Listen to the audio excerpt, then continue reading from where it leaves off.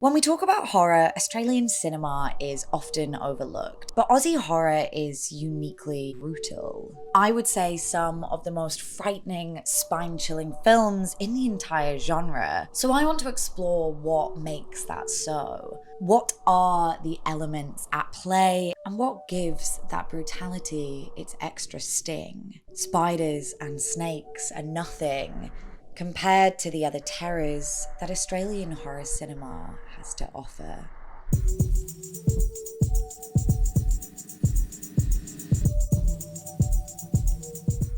The brutal nature of Aussie horror is incredibly evident in their biggest successes. And Australia, unbeknownst to some, is responsible for one of horror's greatest and most infamously gruesome franchises of all time.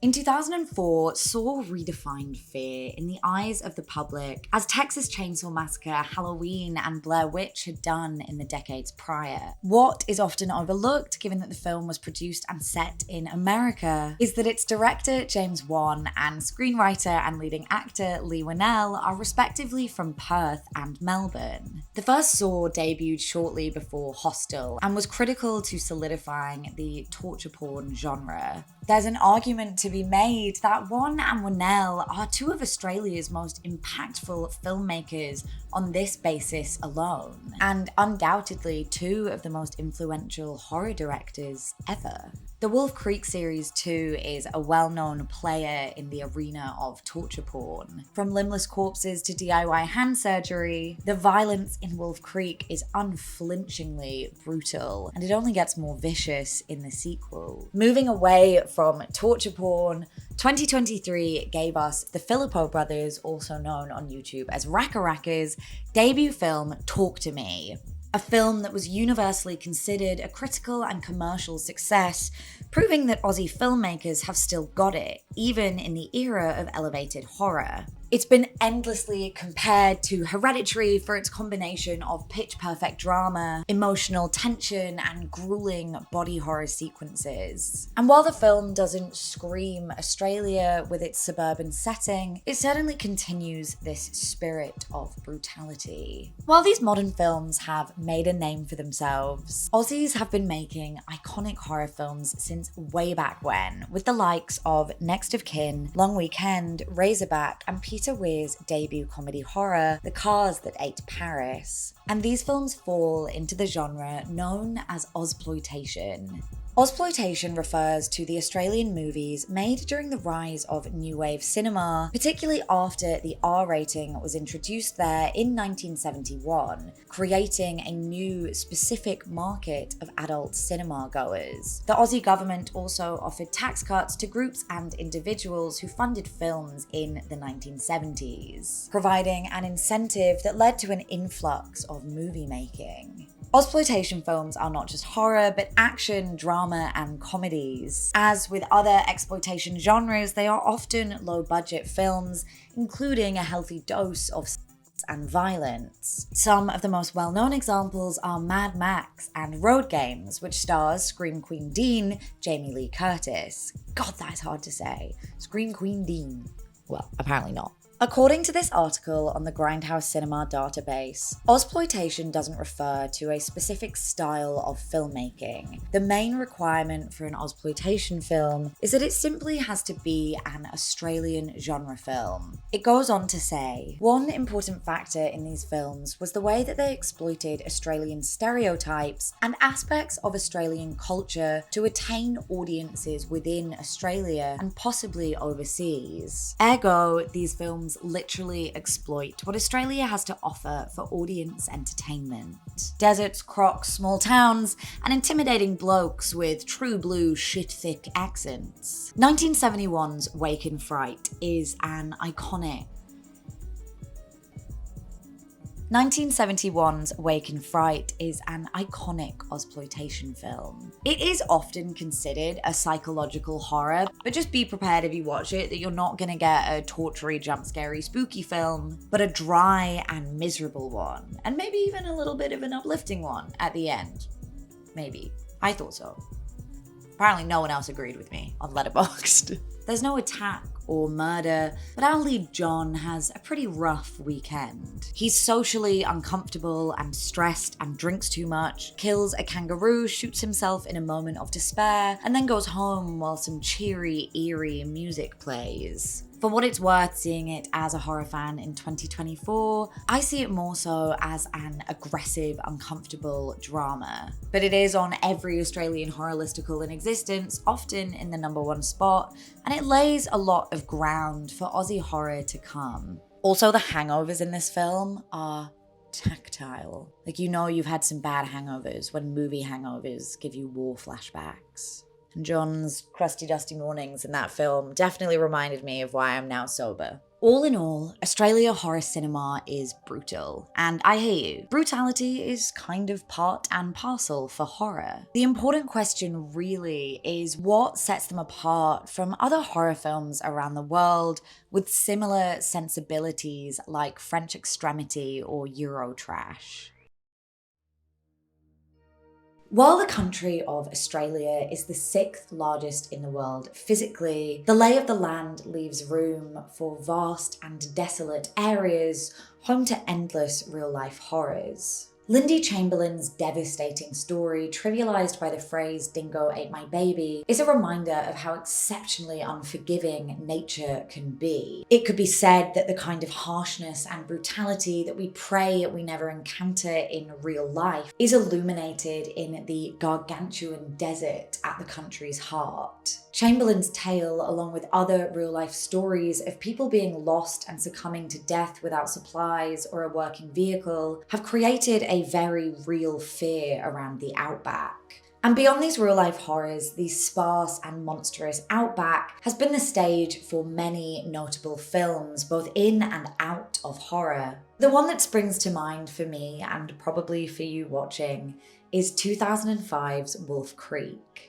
I mentioned it briefly before, but as a quick sum up, it tells the tale of 3 backpackers breaking down in the desert roads and becoming the playthings of fictional serial killer Mick Taylor. Director Greg McLean explained to Starburst magazine that the film was inspired by 2 Australian serial killers, Bradley Murdoch and Ivan Millett, with a touch of Crocodile Dundee and Stephen Irwin, to play with international perceptions of Australian stereotypes. Though Mick is the most obvious antagonist of Wolf Creek, the land itself is easily a secondary antagonist. The last shot of Wolf Creek, which sees Taylor walk out across the desert and fade into nothing, could even serve as a metaphor for the outback as the real killer, with no Mick Taylor necessary to explain the horrors of lost hitchhikers. Peter Weir's picture at Hanging Rock is not a horror but is often included on Australian horror lists and watch lists, likely for its eerie underlying atmosphere provided by the central mystery, 3 girls disappearing on a school trip.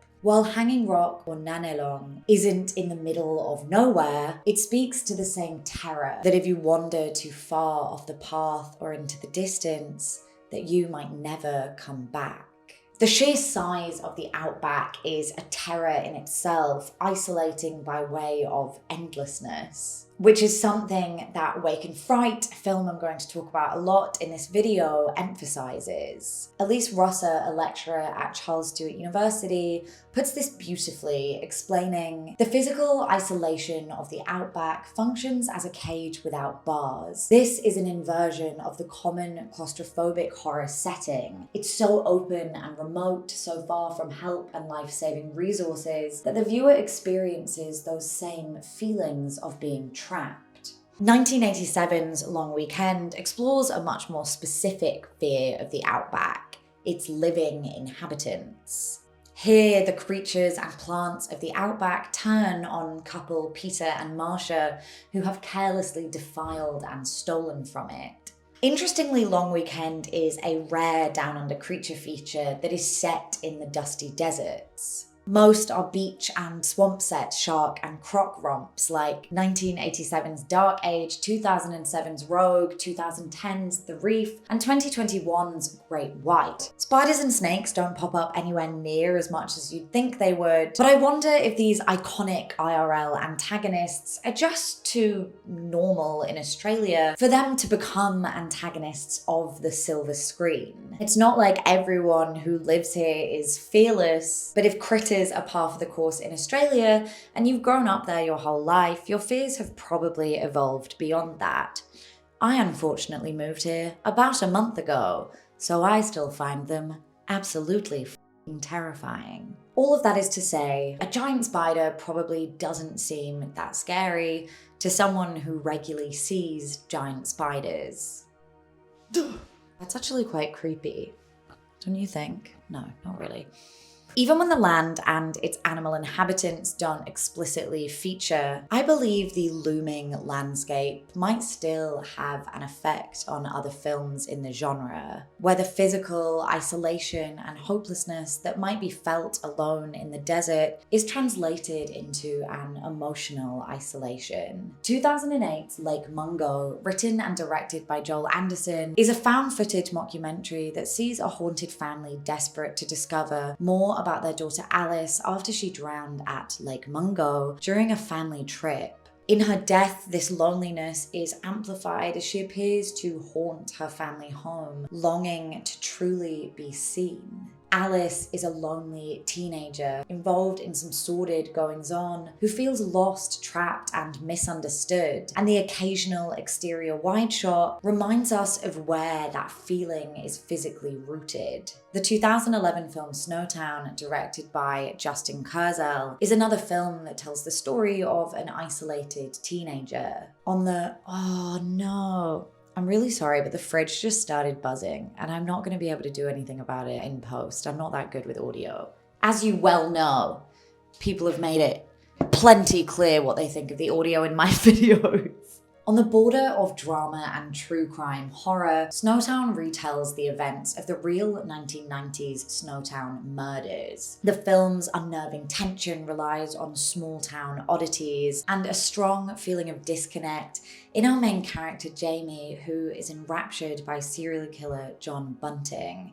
Jamie's isolation is both physical in his small town of Salisbury with a population of under 10,000 people and emotional in his lack of love. He falls into Bunting's world as he shows him the attention and protection that he longs for. And the film is never without reminders of how bare and unstimulating Jamie's world is. The lack of possibility in the open plains and quiet streets is stifling. While it isn't the emotional core of the movie, Talk to Me also presents an unwavering sense of isolation. It tells the story of a troubled teen grieving the death of her mother who comes across a hand that allows the person holding it to connect with the dead. Adelaide is a sizable city, but on an individual level, Mia is isolated emotionally by her grief and socially isolated through the events of the film. Whatever the reason, isolation as a theme feels undoubtedly present in the horror of Australia. I have my vibes-only theories about the insanity of living in a half-empty country and feeling an innate sense of physical separation by ocean from the rest of the world, but I'll save those for another time. All in all, when it comes to the presence of the outback, the cruelty of the barren land both aids in plot and mirrors the cruelty of the characters and stories, and it stands as one of the most distinguishing features of Down Under horror films.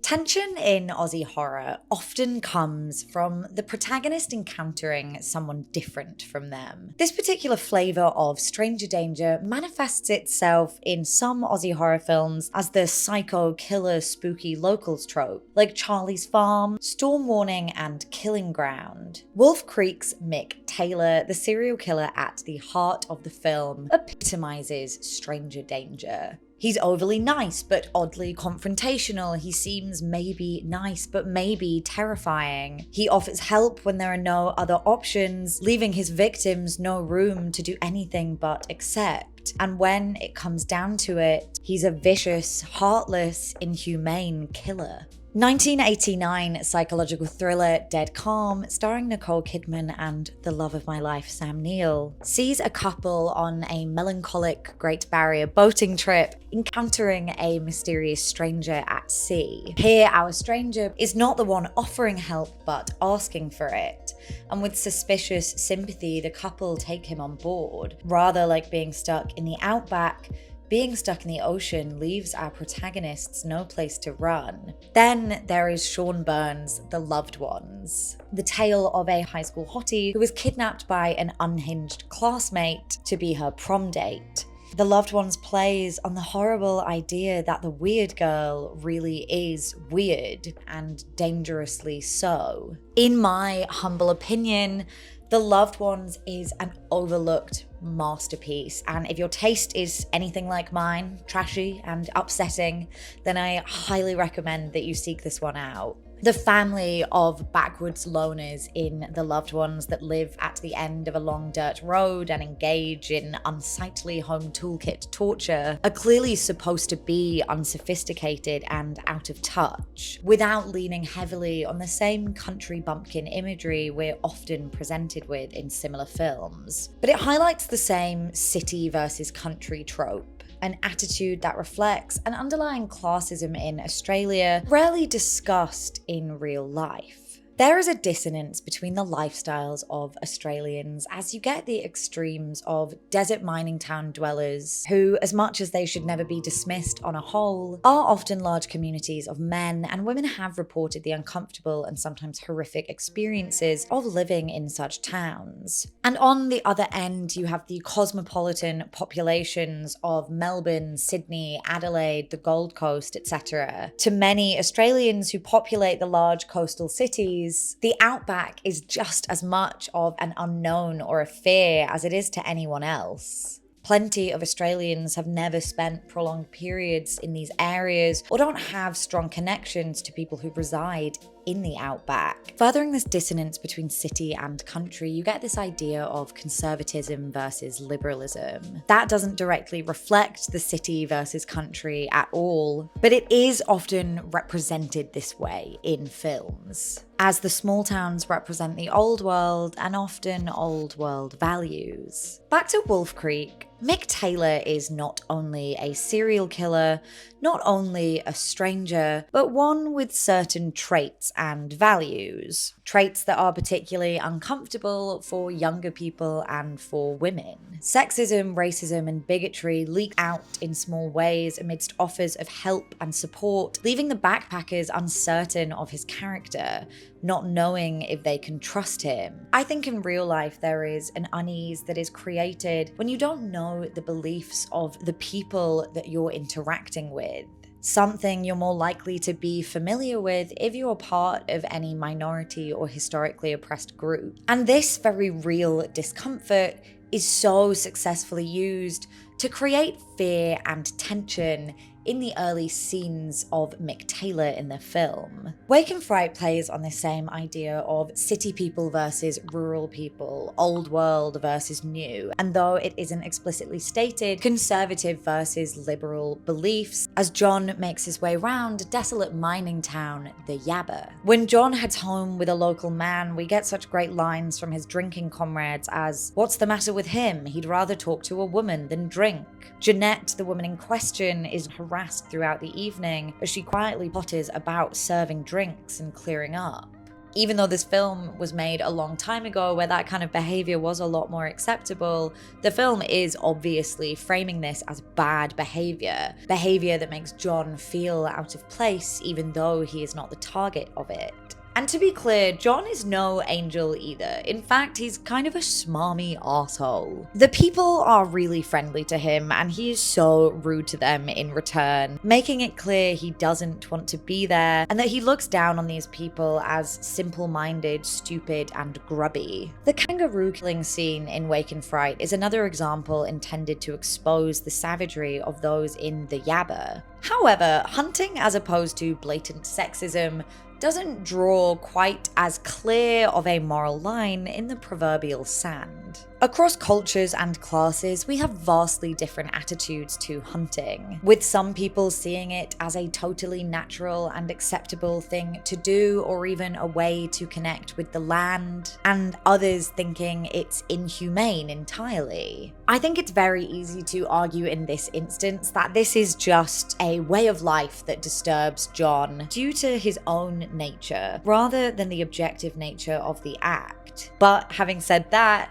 it's a pretty unnecessary, gleeful, and nasty killing. So it's complicated. The locals that turn John's stomach are mostly innocent people, having their own fun, but some of that fun is rooted in archaic structures. Breaking this down is incredibly complicated, as the sense of moral superiority in quote-unquote developed societies can be harmful and delusional. But also the creation of a society that upholds equality is something that we should all strive for, and that many people make their life's work. Although, in case you needed reminding, you don't build that world by dogpiling people on TikTok and Twitter. Telling someone that they're disgusting because they don't know something you know, or because you assume they're intentionally being an asshole, is not making the world a better place. I would apologize for the be kind tangent in a horror video, but nothing is more horrifying than the way people treat each other online, so I think it's earned its place. Wake and Fright also explores the dangers of embodying attitudes that are unlike your own. A fascinating side to stranger danger that is rarely explored.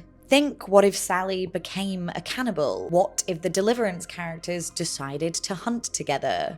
Unlike many entries in the locals versus visitors trope, Wake and Fright isn't a story of attack or exclusion. John joins in with the fun for a bit, even though he looks down on it and finds it alienating. But what's scary here is that he gives in to his new environment and assimilates, and he's frightened by what he becomes. He's broken, worn down by this strange place where he doesn't really fit till he no longer recognizes himself. He becomes his own stranger, and it horrifies him. For the most part, these films come about as an expression of Western or supposedly civilized and cosmopolitan fears of other people and other ways of life. And it's worth turning that trope inside out and questioning it. Similar films have been reassessed through a contemporary lens, where people now agree the protagonists were insensitive pests and the locals were just getting on with their way of life or defending themselves.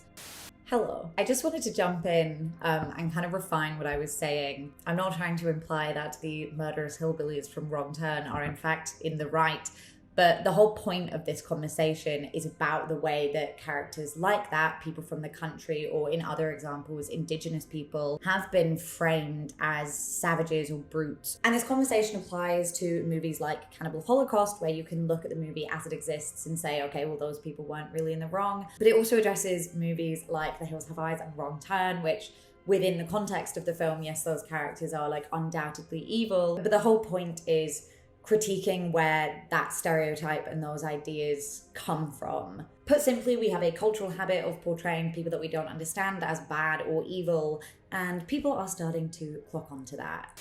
I think we have the perspective now to realize that just because someone is wearing a grass skirt or a trucker hat, it doesn't mean they're unintelligent, antisocial, or evil. Tucker and Dale vs. Evil is a great little comedy horror gem that explores this exact idea. It can be a little uncomfortable to acknowledge that we're often in the shoes of the judgy city slicker and do harbor feelings of discomfort around others. But that is why these kinds of stories work. The subgenre's existence hinges on xenophobia and biases. With all of that in mind, it is kind of fascinating how broadly the world that the film portrays is accepted as a horrific environment by audiences. Observing Letterboxd reviews, the general consensus is that the Yabba is a hellish place, and that near everything John experiences is an example of humanity at its worst. And maybe it's just because I'm from New Zealand and now live in Australia, but to me, it kind of just seemed like Australia. But for whatever reason, Wake and Fright doesn't seem to get the same retrospective treatment that other rural folk versus city folk genre films have had. Which is especially interesting given that I don't think the film is particularly taking John's side either. As discussed, it's important to consider the duality of the world on display, but Wake in Fright is ultimately Ozploitation. It's supposed to exploit the material for shock and horror, and the material is Australia. Viewing it as it's intended to be viewed, Wake in Fright highlights toxic male attitudes and uncultured ways of living. However, I do think the film asks us if any of these people have a choice to stop or a choice to leave. They're all in the same trap, upholding the only lifestyle on offer. And how does this tie back to stranger danger? Stranger danger is not always as extreme as encountering a murderer, but encountering different values and the very real fear that creates.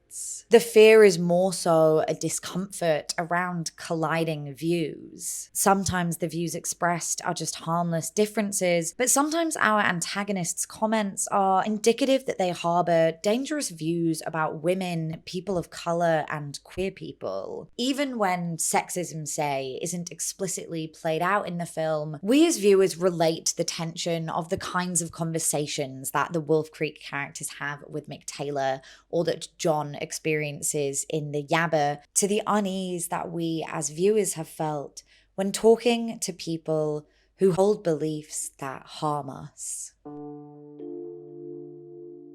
Australia is far from a perfect place, with underlying political unrest and a brutal history of colonisation that included government-sanctioned massacres of Aboriginal peoples in order to reduce their population up until the late 1920s. There are films that directly address Australia's colonial history, like Jennifer Kent's sophomore feature, The Nightingale. For what it's worth, I absolutely loved this film, and it doesn't shy away from the horrors that Native Australians were subjected to, but this element of the film was not without its critics, as much as acknowledging these atrocities is important, showing such graphic violence can cross a line into exploitation and shock value, which can also re-traumatize those affected by it. There are many ways to interpret protagonist Claire and secondary protagonist Manguana's interlinking stories, but I think we can say that Kent made the film in good faith with the intention of critiquing their shared enemy. Through my own lens, I was captivated by this story of an Irish woman brought to Australia in captivity during the early settlements. It's a brilliant revenge film, and it utilises so many of the elements present in other Australian horrors,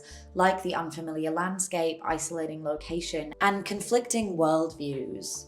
But these elements and themes may in fact only represent the fears of colonizers and those of us who, to be frank, are their descendants. White Australian filmmakers may not even be conscious of the impacts of colonialism in their work, but given the consistency of nature, the land, and what lives in it as a source of horror, I think we can clearly see how our fears are linked to walking a land which we do not inherently understand. Australia is framed as desolate, unforgiving, untamable. And to quote Nina Cully in her essay, The Isolation of Australian Horror, the cinematic portrayal of the Australian landscape as bleak and empty is a hangover from the terra nullius fiction used to justify the genocide of Aboriginal and Torres Strait Islander peoples, and a Western perception of nature as something to be conquered. The work of Aboriginal filmmakers paints a different picture of Australia, one where First Nations peoples have a sense of comfort in the land. Cully again explores this in her essay, saying, "The more Australian horror I watch, the more I wonder how much of it is moulded by the colonial experience, which makes themes of isolation and entrapment a uniquely settler Australian fear." I recently binge-watched Dark Place 2019, a horror anthology series from First Nations filmmakers. Titles like Perrin Bosner's The Shore, shot in black and white, gives us a different perspective on the Gothic Australian bush. This time, it isn't the westernized threat of nature which creates fear. In fact, the indigenous protagonist is at home in her surroundings. Similarly, in Bjorn Stewart's Killer Native, the protagonist navigates the land with ease, at times even mocking his new white friends for their relative incompetence. So with more opportunity, indigenous creators, writers, and directors are shifting the depiction of the Australian landscape and in turn the abhorrent perceptions of Aboriginal people, as well as highlighting the fears of their own people in a way that doesn't exploit them.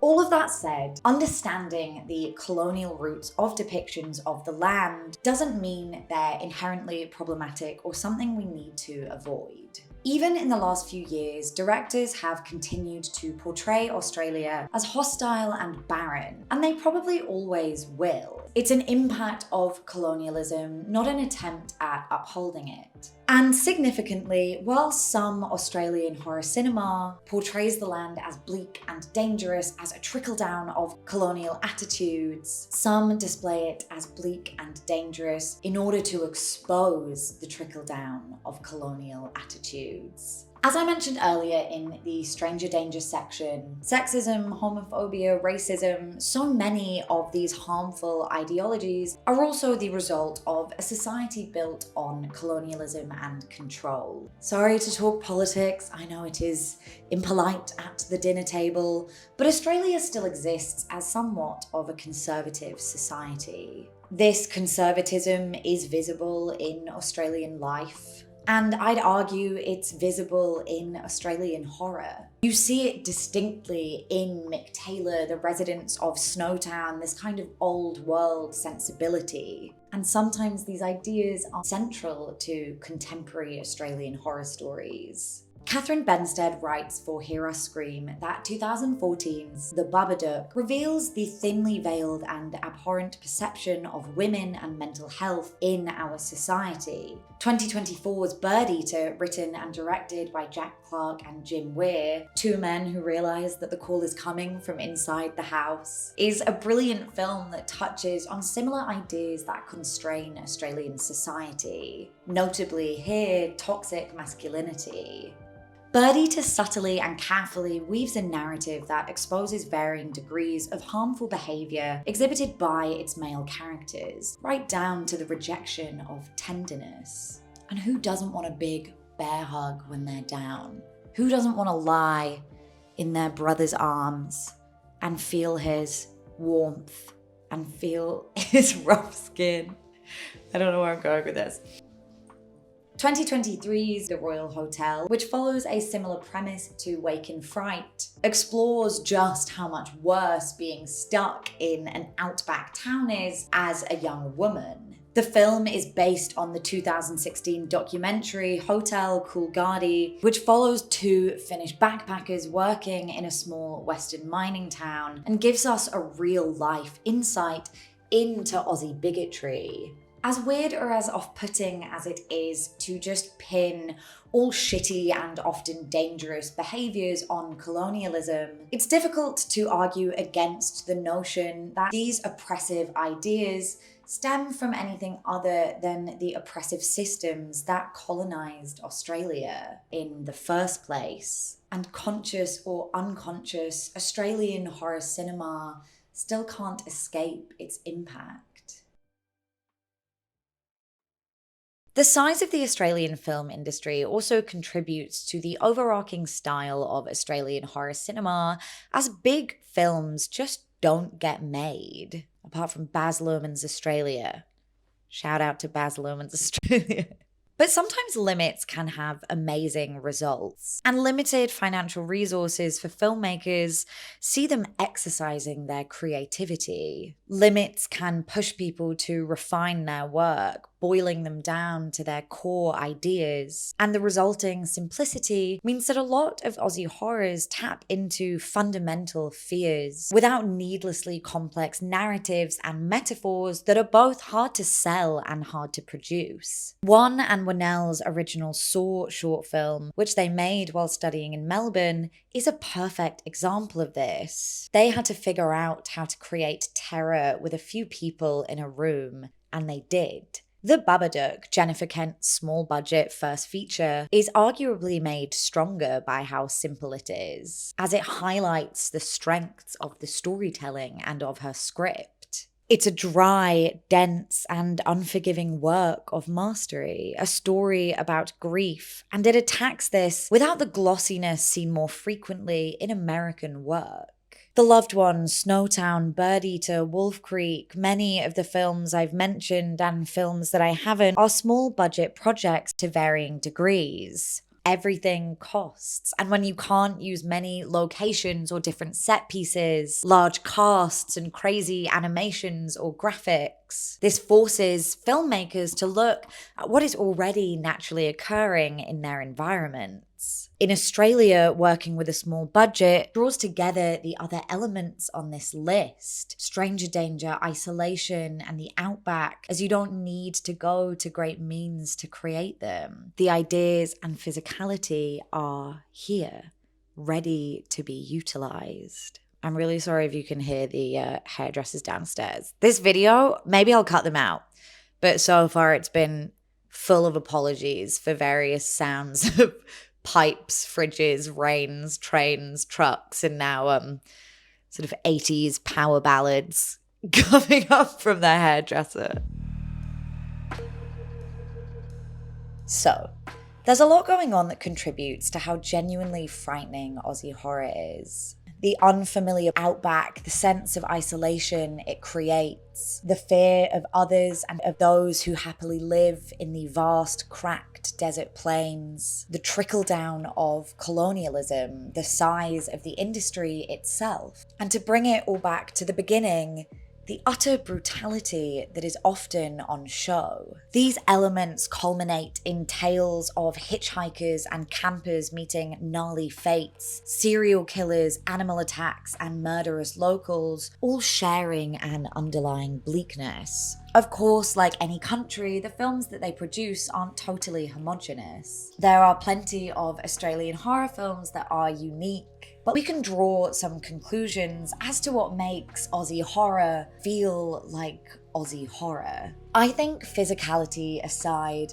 uncertainty is the defining trait of Aussie horror. The films don't tend to focus on Australia's cities and sunny coastlines because they feel familiar. And it's the unfamiliarity we feel when watching Australian horror that sets us up for discomfort. Australian horror casts people and places in a frightening light, as it highlights how different we can be from our neighbours and how unfamiliar we are with our own land or the lands that we have attempted to claim. Whether it's man versus man or man versus nature, much of the time we have a minimal understanding of what we're up against in the vast Aussie plains. And this idea, I believe, is what lies at the heart of Australian horror.